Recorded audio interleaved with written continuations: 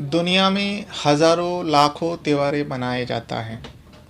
अलग अलग लोग अलग अलग त्यौहार को मानते हैं और उस हिसाब से मनाते हैं। वैसे ही हमारे भारतवर्ष में अलग अलग कास्ट के लोग रहते हैं और इन लोग का भी त्यौहार मनाने का सब अलग अलग तरीका है। इसी में से एक त्यौहार है जो सब लोग मनाते हैं, बहुत बड़े त्यौहार है, वो है रक्षाबंधन यानी राखी की त्यौहार। राखी जो एक भाई बहन का अटूट होने का सबूत देती है। जो बहन अपने भाई के हाथ पे कलाई पे राखी बांधती है और उनको ये एहसास दिलाता है जो ये मेरे भाई है और ये मेरे रक्षा करेगा। लेकिन एक भाई, एक बहन बहन अपने भाई के हाथ पर राखी बांधते हैं और राखी बांधने के बाद कुछ ही पलों के बाद वो भाई और बहन आपस में संबंध बनाने लगते हैं। ये सुनने के बाद ही अजीब लगता है, जो कोई ऐसा कैसा कर सकता है, कोई इंसान ऐसा कैसा हो सकता है। मैं आपको बता दूँ, ये सगे भाई बहन है। एक सगी बहन और एक सगे भाई दोनों आपस में संबंध बनाते हैं। और आपको और भी ये जानकर हैरानी होगी, वो बहन उस भाई से काफ़ी बड़ी है और शादीशुदा है। बाकायदा भाई उसके घर जाते हैं, यानी उस लड़की के ससुराल में जाते हैं। जाने के बाद वहाँ पे राखी बंधवाते हैं, फिर उसके बाद उससे संबंध बनाते हैं। आखिर ये कैसे पॉसिबल है? जब इसका पति को पता चलता है, पति भी समझाने की कोशिश करता है अपने साले को, यानी अपने पत्नी के भाई को समझाने की कोशिश करता है जो ये जो तुम कर रहे हो गलत है, जब उसको पता चलता है। लेकिन ये सिलसिला चलते ही रहता है। लेकिन फिर एक दिन ऐसा हुआ, जो साला है वो अपने ही घर में था। जब उसके परिवार बाहर से आया तो देखा कि उस साले का हालत जो है बहुत ज़्यादा गंभीर है, नाजुक है, क्योंकि उसी के ऊपर किसी ने वार किया था। आखिरकार उस साले की मौत हो जाती है। आज इसी केस के बारे में बात करेंगे। एक बहन अपने भाई के साथ संबंध बनाते हैं, फिर उस भाई की मौत हो जाता है। आखिर इस मामले का सच्चाई क्या है, आज इसी मामले के बारे में बात करेंगे और आपको भी बताएंगे और ये भी बताएंगे कि ये मामला दरअसल है कहाँ का। तो फिर चलिए पूरा मामला जानते हैं सिलसिलेवार से। आप इस वीडियो में बने रहिए। ये जो मामला है दिल्ली का है और दिल्ली का एक थाना लगता है जो नरेला थाना। इसी नरेला थाना में एक परिवार है, जिस परिवार में 2 लड़का, 1 लड़की और पति पत्नी, यानी टोटल 5 लोगों का परिवार है। और जो सबसे बड़ी है वो लड़की है, उसके बाद 2 बेटे हैं। जो छोटा बेटा है वो 16 साल का है, पढ़ाई करता है।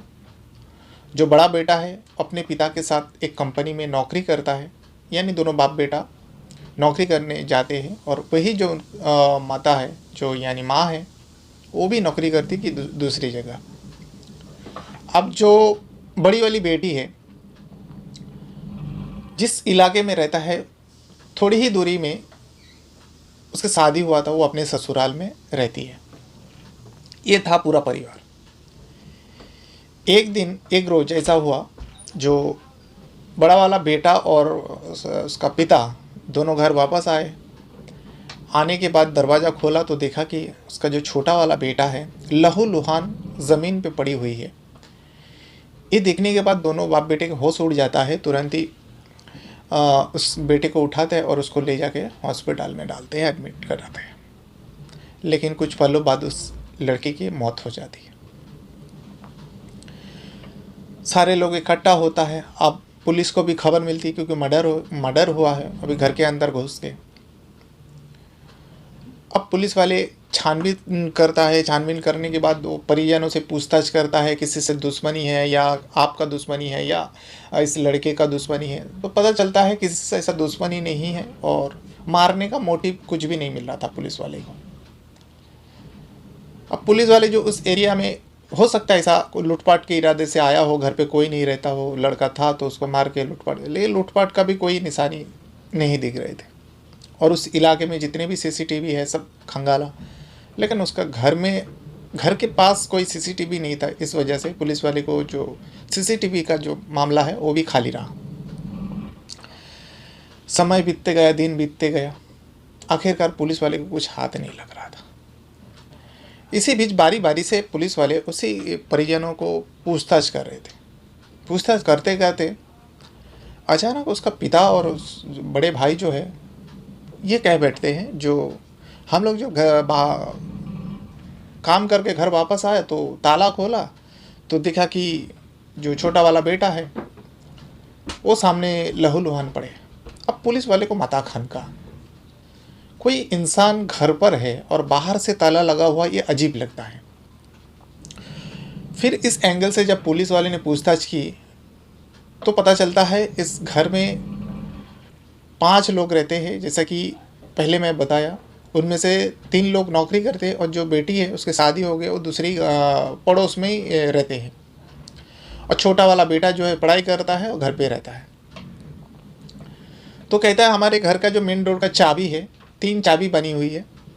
एक घर के अंदर रहता है, एक मेरी बेटी के पास रहती है जो पड़ोस में रहते हैं, उसको आना जाना लगा रहता है, और दूसरी जो हम दोनों बाप बेटे के पास रहता है। जब हम दोनों आके ताला खोला, अब पुलिस वाले ये सोच रहे अगर घर के अंदर चाबी घर पे ही है और लड़का भी घर पे है तो बाहर से ताला किसने मारा। पहले बाप बेटे के ऊपर शक गया, जो बाप बेटे उसको हॉस्पिटल में लेके गया तो उससे पूछताछ किया तो पता चलता है नहीं, इसका कोई हाथ नहीं है। फिर उस बेटी से पूछताछ किया जाता है जो जिसका नाम है मंजू, जो पड़ोस में ही रहते हैं। ये मंजू जो है लव मैरिज से शादी किया था 2020 में। अब वो अपने पति के साथ उसके पति के घर पे रहता है, लेकिन करीब होने की वजह से वो अक्सर आया जाया करता है, मान लीजिए रोज़ ही आया जाया करता है अपने मायके, और उसके पास एक चाबी रहती है। अब पुलिस वाले को जो शक है उस बेटी पर गया, मंजू पर गए, मंजू से पूछताछ की, लेकिन मंजू का जो बयान था सब मैच किया। जो मंजू उस दिन यहाँ पे बाजार गई हुई थी और वगैरह वगैरह सब पता किया पुलिस वाले को, तो ये भी साबित हो गया जो मंजू सच बोल रही है। अब मंजू का पति से पूछताछ की जिसका नाम है विकास। विकास के पहला टाइम जब पूछा, विकास एक जवाब देता है, फिर दूसरा टाइम जब पूछने की बारी आती है दूसरा टाइम दूसरी जवाब देता है। जब भी उसे पूछा जाता है वो अलग अलग यानी बयान बदल बदल के पुलिस वाले को बता रहा था। ये पुलिस वाले को शक पैदा कर दिया। अब जब पुलिस वाले को शक पैदा होता है तब कहीं ना कहीं पुलिस वाला उस इंसान के ऊपर अब सख्ती से पूछताछ करती है। जब सख्ती से पूछताछ किया तो विकास एक कहानी बताती है, एक सच्चाई बयान करता है। ये सुनने के बाद पुलिस वाले को भी कहीं ना कहीं लग रहा था जो विकास ने जो किया वो सही किया। विकास बताता है जो राखी का बंधन था, रक्षाबंधन था, और मेरा जो साला है 16 साल का जो छोटा वाला साला है, रक्षाबंधन के लिए मेरे घर पे आया हुआ था राखी बंधवाने अपनी दीदी से। तो मैं भी उसी दिन छुट्टी था तो मैं भी घर पे था। हम तीनों मिलके खाना वाना खाया, वो राखी बंधवाया, और वो चाहता था उस दिन वो यहीं पे रह गया, यानी सुबह आया था और रात को भी यहीं रुकना चाहता था। लेकिन जो मेरी पत्नी है मंजू, उसको कह रहे थे तू चला जा, लेकिन वो जाने को तैयार नहीं था। इसीलिए मैंने ही कहा ठीक है कोई बात नहीं, रह जाओ। रात होती है। अब जो मेरी पत्नी है मंजू कह रहे थे तुम दूसरे कमरे में जाके सो जाओ, और उससे बात करने में नाराज़ लग रही थी, लेकिन वो घड़ी घड़ी जिद कर रहा था, अलग अलग बात कर रहे थे। और मुझे लगा चलो ये भाई बहन का मन बटाव है, मैं ही जाके दूसरे कमरे में सो जाता हूँ। मैं दूसरे कमरे में जाके सो गया और भाई बहन जो है इसी कमरे में रह गया। फिर अचानक मैं रात को, बीच रात को, जब मध्य रात को मेरी नींद खुली तो मैं आगे देखा कि मंजू के कमरे से कुछ आवाज़ें आ रही हैं। तो मैं झाँक के देखा कि मंजू जो है अपने भाई से बहुत ज़्यादा नाराज़ थी, कुछ चीज़ों का विरोध कर रही थी। तो मैं गौर किया तो पता चला मेरा जो साला है वो अपने ही दीदी से संबंध बनाने के लिए ज़िद कर रही थी और आपत्तिजनक उसके साथ कुछ व्यवहार कर रहे थे। पहला तो मैं सोच में पड़ गया, जो कोई एक छोटा भाई अपने बड़ी बहन के साथ कोई ऐसा कैसे कर सकता है, वो भी शादीशुदा है और उसी के घर पे आके, जबकि उसको पता है उसके पति जो इसी घर में मौजूद है और अपनी बहन विरोध कर रही है। मैं काफ़ी समय से खड़े रह के ये सब देख रहा था, लेकिन मैं कुछ बोल नहीं रहा था क्योंकि मेरी पत्नी जो है उससे विरोध कर रही थी। तो देखते ही देखते वो रात बीत जाती है, सुबह हो जाती है, मेरा साला जो है चले जाते हैं। साला चला जाने के बाद मैं अपनी पत्नी से कहता हूँ, जो तुम्हारा भाई तुम्हारे साथ ऐसा हरकत करता है। तो मंजू रोने लगी और गिड़गिड़ाने लगी। जो दरअसल ये जो मेरा भाई है मेरे साथ काफ़ी समय से ऐसा हरकत करता है, मेरे साथ संबंध बनाता है और ये शादी से पहले से उसका चालू था। लेकिन ये बात मैं किसी को कह नहीं पाई।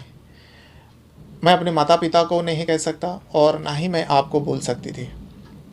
इसी वजह से मैं चुप रही। दुनिया क्या कहेंगी, और ये सच्चाई अगर किसी को मालूम पड़ेगा तो जीना मुश्किल हो जाएगा, इज़्ज़त खतरे में पड़ जाएगी।